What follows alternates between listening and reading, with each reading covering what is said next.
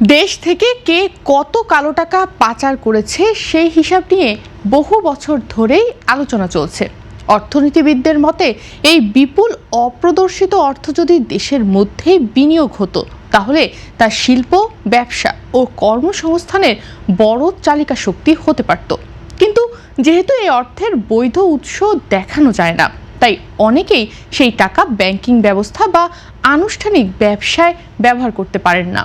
ফলস্বরূপ বিপুল পরিমাণ অর্থ বিদেশে পাচার হয়ে যায় বা দেশের বাইরে সম্পদ কেনায় ব্যবহৃত হয়।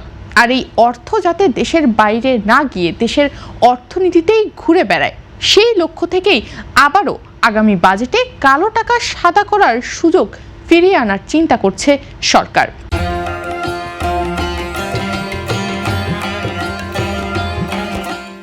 সরকারের কিছু পলিসি চেঞ্জ করতে হবে। সে পলিসির মধ্যে কি আগামী জাতীয় বাজেট আসছে, এই বাজেটে যেমন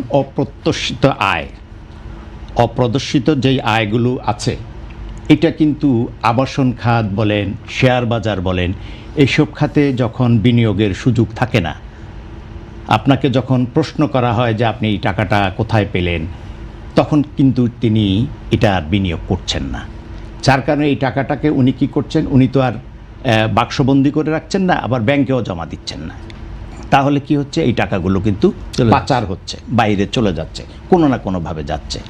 সেজন্য আমি আজকে আপনার মাধ্যমে বলবো যে আগামী বাজেটে এই অপ্রদর্শিত আয়কে যাতে আবাসন শিল্পে, শেয়ার বাজারে বিনিয়োগের প্রশ্ন ছাড়া বিনিয়োগের সুযোগ করে দেন, তাহলে আমি মনে করি যে সমস্ত ফ্ল্যাট প্লট তৈরি হয়ে আছে, বিক্রি হয়নি, সেগুলো বিক্রি হবে এবং নতুন নতুন আরও প্রকল্প ব্যবসায়ীরা হাতে নেবেন। অর্থ মন্ত্রণালয় ও জাতীয় রাজস্ব বোর্ড এনবিআর সূত্র বলছে, আবাসন খাতে পূর্ণ দায় মুক্তি সহ অপ্রদর্শিত আয় বিনিয়োগের সুযোগ দেওয়ার বিষয়টি সক্রিয়ভাবে বিবেচনা করা হচ্ছে। অর্থাৎ কেউ যদি নির্ধারিত হারে কর দিয়ে কালো টাকা বিনিয়োগ করেন, তাহলে সেই অর্থের উৎস নিয়ে ভবিষ্যতে কোনো সরকারি সংস্থা প্রশ্ন তুলতে পারবে না, এমন বিধানও ফিরতে পারে। সরকারের সংশ্লিষ্ট কর্মকর্তারা মনে করছেন, বর্তমানে অর্থনীতিতে যে স্থবিরতা তৈরি হয়েছে, সেখানে বিনিয়োগ বাড়ানো এবং অর্থনৈতিক কর্মকাণ্ড সচল রাখতে এই ধরনের সুযোগ ভূমিকা রাখতে পারে। বিশেষ করে আবাসন খাত দীর্ঘদিন ধরেই মন্দার মধ্যে রয়েছে।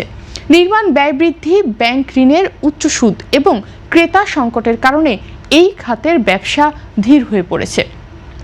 তাই অপ্রদর্শিত অর্থ আবাসন খাতে এলে বাজারে নতুন অর্থের প্রবাহ তৈরি হতে পারে বলেও মনে করছেন অনেকেই। আমরা আবাসন ব্যবসায়ীরা, যার হয়তো একসময় 100টা প্রজেক্ট ছিল, সে এখন 50টায় নামিয়ে নিয়েছেন। যার 20টা ছিল তার হয়তো 10টাতে, তার মানে অলমোস্ট 50% ডাউন হয়ে গেছে।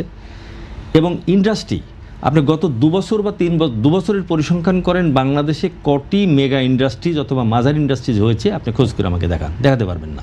কেউ ঝুঁকি নিচ্ছে না। থার্ড থিং, যে সমস্ত সাধারণ মানুষ হয়তো 3 কাঠা বা 5 কাঠা জমি কিনে সে বড় কিছু না করে সে একতলা বা দোতলা একটা বাড়ি করবে, সেই বাড়ি করার সংখ্যাটাও অনেক কমে গেছে। মানুষ এক কথায় বলবো আতঙ্কিত।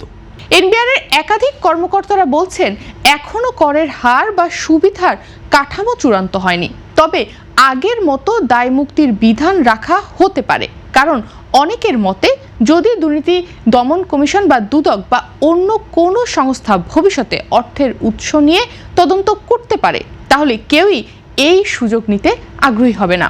বাংলাদেশে কালো টাকা সাদা করার সুযোগ নতুন নয়।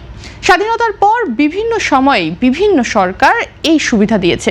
তবে সবচেয়ে বেশি আলোচনা হয় 2020-21 অর্থ বছর নিয়ে, যখন মাত্র 10% কর দিয়ে বিপুল পরিমাণ অপ্রদর্শিত অর্থ বৈধ করার সুযোগ দেওয়া হয়েছিল। ওই বছর প্রায় 11,839 জন ব্যক্তি প্রায় 20,500 কোটি টাকা সাদা করেছিলেন। সেখান থেকে সরকার 2,000 কোটির বেশি করও আদায় করেছিল। তবে এই সুবিধাটি বরাবরই বিতর্কিত। সমালোচকরা বলছেন, একজন নিয়মিত করদাতা যেখানে সর্বোচ্চ 30% পর্যন্ত কর দেন, সেখানে কালো টাকার মালিকদের কম কর ও দায় মুক্তি দেওয়া বৈষম্যমূলক এবং অনৈতিক। ট্রান্সপারেন্সি ইন্টারন্যাশনাল বাংলাদেশ মনে করছে, দুর্নীতি বিরোধী অবস্থান নেওয়া কোনো সরকারের জন্য এই ধরনের সিদ্ধান্ত আত্মঘাতীও হতে পারে। সমালোচকদের মতে কালো টাকা সাদা করার সুযোগ মূলত দুর্নীতিকে উৎসাহিত করে, কারণ এতে একটি বার্তা যায় যে অবৈধভাবে অর্থ উপার্জন করলেও ভবিষ্যতে কম কর দিয়ে সেটি বৈধ করার সুযোগ পাওয়া যাবে। এতে সৎ করদাতারা নিরুৎসাহিত হন এবং কর ব্যবস্থার প্রতি মানুষের আস্থাও কমে যেতে পারে। অন্যদিকে ব্যবসায়ী ও শিল্প খাতের একটি অংশ বলছে, বর্তমান অর্থনৈতিক বাস্তবতায় বিনিয়োগ বাড়ানোই এখন সবচেয়ে জরুরি। তারা মনে করছেন এই অর্থ যদি দেশে বিনিয়োগ হয় তাহলে কর্মসংস্থান বাড়বে, শিল্পে গতি আসবে এবং অর্থনীতিতে টাকার প্রবাহ বাড়বে। সরকারের কিছু নীতি অবশ্যই পরিবর্তন করতে হবে। যে বলছেন যে সাদা টাকা কালো টাকা, আরে ভাই সাদা টাকা কালো টাকা যখন আপনি রিজিট হচ্ছেন, টাকাটা তো আপনার দেশে থাকছে না, টাকাটা বাইরে পাচার হয়ে যাচ্ছে। তার মানে বাংলাদেশটা অর্থনৈতিক দিক থেকে ভেঙে পড়ছে।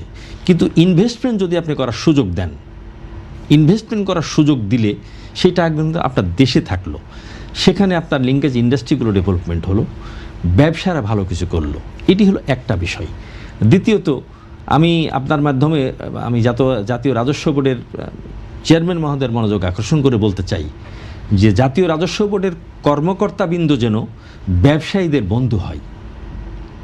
তাদেরকে ব্যবসায়ীদের বন্ধু হতে হবে, বন্ধু হয়ে যৌক্তিক কর তারা আদায় করুক এবং তারা যেন ব্যক্তি স্বার্থের কথা বিবেচনা না করে দেশের স্বার্থের কথা বিবেচনা করে। এদিকে শুধু কালো টাকা সাদা করার সুযোগই নয়, আগামী বাজেটে ওষুধ, কৃষি, চামড়া, প্লাস্টিক, আইসিটি, কৃষিযন্ত্র, অটোমোবাইল যন্ত্রাংশ সহ 20টির বেশি খাতে কর অবকাশ বা ট্যাক্স হলিডে সুবিধাও ফিরিয়ে আনার চিন্তাও করছে নতুন সরকার। এর মাধ্যমে উৎপাদনমুখী শিল্পে নতুন বিনিয়োগ বাড়ানোর চেষ্টা করা হচ্ছে। তবে বিনিয়োগ বাড়ানোর জন্য কালো টাকা বৈধ করার পথই একমাত্র সমাধান কিনা, সেটাই এখন হয়ে উঠেছে অন্যতম বড় প্রশ্ন।